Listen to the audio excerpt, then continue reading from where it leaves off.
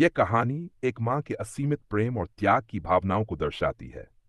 रेखा देवी का अपने बेटे रमेश के प्रति स्नेह और उसका इंतजार। ये उस मां की कहानी है जो अपने बच्चे को कभी भी खुद से अलग नहीं मानती, चाहे परिस्थितियां कुछ भी क्यों न हो।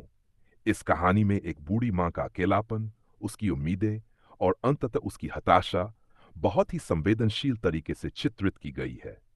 तो आइए अब कहानी की शुरुआत करते। 4 साल हो चुके थे बेटे को अपना घर छोड़कर विदेश में रहते हुए। इन 4 सालों में उसकी मां और ज्यादा बूढ़ी हो गई थी। 70 वर्ष की उम्र में रेखा देवी की याददाश्त काफी कमजोर होती जा रही थी।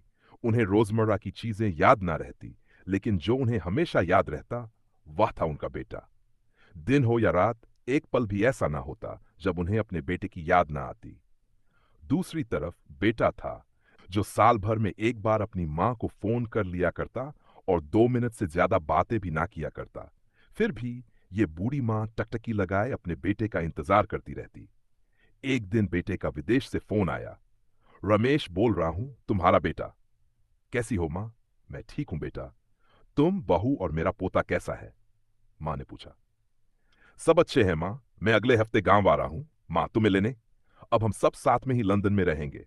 मां, तुम्हारी बहू कह रही थी मां को यहां पर लेकर आओ, बेचारी अकेली वहां परेशान होती होगी, बेटे ने कहा। मां की बूढ़ी सूखी आंखें आंसुओं से भीग गई। उसके कमजोर शरीर की नस नस में खुशी की लहर दौड़ गई। बेटे और बहू का अपने प्रति प्रेम देखकर मां का मन खुशी से भर आया। बेटे ने आगे कहा, तैयार रहना मां, मुझे ज्यादा दिन छुट्टियां नहीं हैं। जिससे जितने पैसे लेने हैं लेकर रखना। तब तक मैं प्रॉपर्टी डीलर से बात कर लेता हूं घर के लिए। घर के लिए? मां ने पूछा। हाँ मां, गांव का घर हमें बेच देना पड़ेगा। अब हम साथ में ही रहने वाले हैं, तो वहां पर घर रखने का कोई मतलब नहीं है मां, बेटे ने कहा।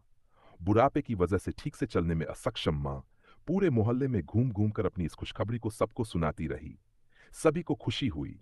सबको लगा माजी के आखिरी दिन अपने परिवार के साथ खुशी से बीत जाएंगे।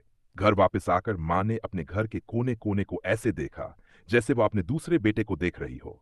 देखे भी क्यों ना, उस घर को अपने बेटे से कम थोड़ी समझा था। अपने पति के साथ 50 साल यही तो बिताए थे, लेकिन अब मजबूर थी। बुढ़ापे के आखिरी साल बेटे और बहू के साथ बिताना चाहती थी। दिल पर पत्थर रखकर घर बेचने के लिए मां तैयार हो गई। आनन फानन में बेटे ने घर को आधे दामों पर बेच दिया। मां ने ज्यादा नहीं, लेकिन जिन चीजों से दिल लगा था उन चीजों को समेटा और बेटे के साथ गाड़ी में बैठकर एयरपोर्ट के लिए चली गई। एयरपोर्ट पर आकर बेटे ने मां से कहा, मां तुम यहां बेंच पर बैठो, मैं सामान और बोर्डिंग पास की जांच करा कर आता हूं। वहां वक्त लगता है और खड़ा रहना पड़ता है, तुम्हें तकलीफ होगी, तुम यहीं आराम करो। मैं यूं गया और यूं आया। मां बेंच पर बैठ गई और बेटा अंदर चला गया। काफी समय हो गया, बेटा वापस नहीं लौटा। मां सोचने लगी ज्यादा भीड़ होगी, इसलिए देर लग रही होगी। अंधेरा होने को आया, अब तो लोगों की चहलकदमी भी कम होने लगी। मां को अब चिंता होने लगी। एक कर्मचारी ने आकर पूछा, किससे मिलना है मां जी? आपको यहां पर क्यों बैठी हैं? डरती हुई आवाज में रेखा देवी बोली, मेरा बेटा अंदर सामान की जांच कराने गया है। लंदन जा रहे हैं हम। क्या नाम है मां जी आपके बेटे का? कर्मचारी ने पूछा। रमेश नाम है मेरे बेटे का, रेखा देवी ने बताया। कर्मचारी अंदर गया और थोड़ी देर बाद बाहर लौटा। उसने रेखा देवी से कहा, मां जी लंदन जाने वाली फ्लाइट तो दोपहर में ही जा चुकी है और आपका बेटा भी उस फ्लाइट में बैठकर लंदन जा चुका है। अब आपके यहां बैठने का कोई मतलब नहीं है, आप भी अपने घर चली जाए। क्या जा चुका है और मैं घर जाऊं? मां की आंखों से आंसुओं का सैलाब उठने लगे। जैसे तैसे मां घर पहुंची, जो अब उसका था ही नहीं, बिक चुका था। वो वही बरामदे में तुलसी के पास सो गई। घर के नए मालिक को उस पर दया आई तो एक कमरा किराए से उसको दे दिया। पेंशन के पैसों से खाना और किराए का बंदोबस्त हो जाता था। दिन बीतने लगे। कुछ दिनों बाद घर के नए मालिक ने रेखा देवी से कहा, मां जी आप अपने रिश्तेदारों के यहां पर जाकर क्यों नहीं रहती?